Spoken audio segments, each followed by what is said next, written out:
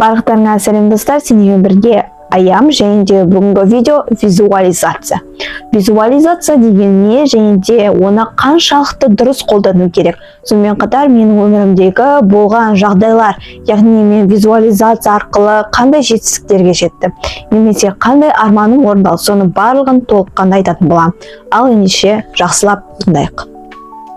Жалпы мен визуализация тақырыбына осы примерно орта буын кезінде, яғни 6-7 сыныптан бастап қатты қызыға бастадым. Яғни мен өзім бала кезден ютубтан влогтар, продуктивті влог, немесе жаңағындай қалай жетістікке жету керек, визуализация деген тақырыптарды көріп бастадым. Ол адам жасына байланысты емес, яғни кішкентай кездерінде де қолдансаңдар болады, бірақ жалпы негізінде шын мәнін түсіну керек, оны қалай дұрыс қолдану керек. Және де көбісі ойлайды, визуализация деген ол тек қана жаңағы елестету, арманға жетіп жатқанды елестету, сондай ғана деп ойлайды. И көбісі айтады, мысалға орындап болғаннан кейін оның жаңағы дұрыс жасамағанын, яғни мен жасадым ғой визуализация, бірақ неге мен арманыма жетпедім деген секілді сондай көп адамдар айтып жатады. Бірақ шын мәнінде оның шын дұрыс қолданбаған, яғни ниеті дұрыс болмағанын айдан айттық. Яғни ол қалай? Бірінші, менің опытымда айта кетсек, мен жетістікке жеткен, егер адам жетістікке жеткісі келсе, оны шын ниетімен қалау керек. Яғни ең бірінші адамның ниеті дұрыс болу керек. Соған ұмтылам деген ниет, яғни сол арманыма жетем, яғни мен сол арманым, ол арман уже менікі деп алып қалыптастыру керек. Ол қалай? Бізде, менің историямды айта кетейін. Яғни 7-ші сыныпта біздің 54-ші мектеп лицейінде, яғни Астана қаласында бізде бук челлендж деген жарыс болады. Бук челлендж деген жарыста ол жерде кітап оқисың, және де экзамен тапсырасың. Экзамен тапсырып болғаннан кейін балдарына қарай, балдар қосыла береді, бірнеше кітап оқисың бір жыл бойы. И жылдың соңында мамыр айында алған ұпайыңа байланысты ең көп ұпай, алғашқы 3 ұпай жинаған қатармен тұрады ғой, кім бірінші, екінші, үшінші, солай сыйлықтар беретін. Және де ең бірінші орын ол велосипед еді. Солай мен бала кезден қатты визуализацияға сенетінмін, және де визуализацияны дұрыс қолданылатын. Яғни 7-ші сыныпта мен бук челленджге қатыстым, бірақ шын ниетім қатты болған жоқ. Мен өтірік дайындалдым, өтірік оқыдым кітапты, и өтірік тапсыра салдым деген секілді. Прям нақты көңілім ол арманда, мақсатта болмады. Бірақ мен велосипед ұтқым келді, бірақ қатты емес деген секілді. Сөйтіп мен 2-ші орын алып қалдым. 2-ші орында 20 мың жай технодом сертификатын берді. И мен осындай цель қойдым. Егер келесі жылы, яғни 8-ші сыныпта тағы да осы жарыс болатын болса, мен обязательно осы велосипед менікі болу қажет деймін да. Солай деймін да, бастаймын. Яғни қалай? Күнде кешке мен ұйықтар алдында күнде елестетемін. Мен қалай көзімді жұмамда, мысалға түнге ұйықтауға кетіп бара жатқанда елестетемін. Мен қалай сол велосипедін алып жатқанымды, директордың қолын былайынан құттықтап мені қолымды алып жатқаны, және де мен мәзмін, қолымда сертификат, қасымда велосипед, соның барлығын қатты елестететін. Прям от и до мен сезімім, мен прям қуанып жатқаныма дейін елестететін. И білесіңдер ме? Дәл сол болды. Тура мен қалай елестеттім, солай болды 8-ші сыныпта мамыр айында. Достар, тек қана адам қалай дұрыс визуализация жасау керек. Яғни сіз мысалға жетістікке жеткіңіз келеді. Мысалға ұбт-дан мынанша балл алғым келеді дейсіңдер да.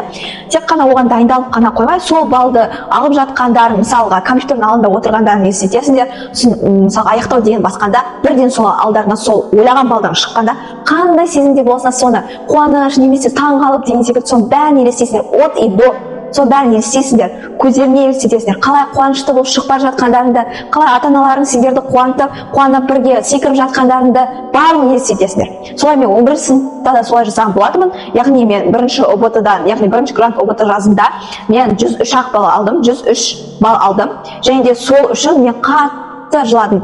Өйткені ол балл дүниежүзілік ағылшынға жетпейтін еді грантқа. Сөйтіп мен 2-шісі прям жорстко дайындалдым, бір ай қалған еді келесі ұбт-ға. И қалай да болса мен 120 баллдан асырамын деген ниет болды менде. Сөйтіп күнде елестеттім, күнде 120-дан плюс немесе 130 плюс деп үлкен сандар жаза бердім. Главный мақсат 120-дан асу болған менде. Сөйтіп күнде жаттадым, күнде әрекет еттім. Сөйтіп күнде елестеттім, мен өзімнің жаңағы грант списогімде шығады ғой. И сода өзінің Нұрдәулет Аяулым деп тұрған сөздің прям көз алдыма елестетіп, күнде елестете бердім. Сөйтіп шын мәнінде осылай орындалды. Яғни визуализация деген күнде сен сол арманға қол жеткізген секілді елестету. Мысалға жаңа айтып кеткенімдей, уже сол жағдайды елестетесіңдер, ол жағдай болып жатыр сол өмірінде. Және де сен өзіңді қалай сезінесің, эмоцияң қандай, айналадағы адамдар кімдер, олар қалай саған әсер етіп жатыр, барлығын елестету керек.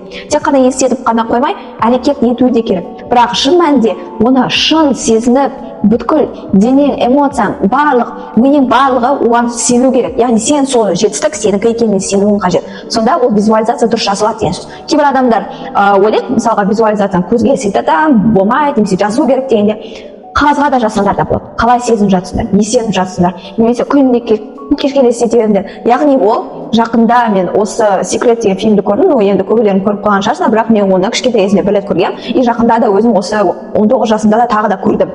Вот, сөйтіп мен көргенде ол жерде айтады, адам нені ойлай береді, и сол болады.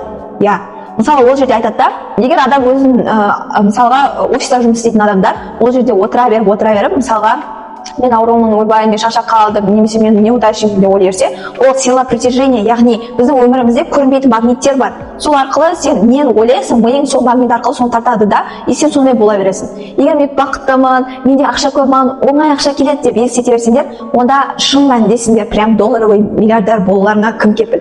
Ең бірінші өздеріне сенім болу керек. Одан кейін екінші сенімдеріңе әрекет болу керек, үшінші визуализация болу керек. Осы үш әрекет және де ең соңындағы дисциплина, яғни ең басты сендер өз армандарыңа қол жеткізу үшін барлығына сенулерің керек. Ең бірінші өздеріңе сенулерің керек. Ол уже сендерде бар, ол арманға сендер уже қол жеткен секілді елестетулерің қажет. Өйткені Алла тағала адам ойына, адам санасында ол жете алмайтын мақсатты бермейді ойына. Сондықтан да сенің ойыңа қандай арман мақсат келді, значит сен оны орындай аласың. Тек қана өзіңе сеніп, әрекет ету қажет. Болды. Сендерге бұл видео ұнады деген ойдамын. Егер ұнаса, міндетті түрде лайк басып, тіркелуді ұмытпаңдар.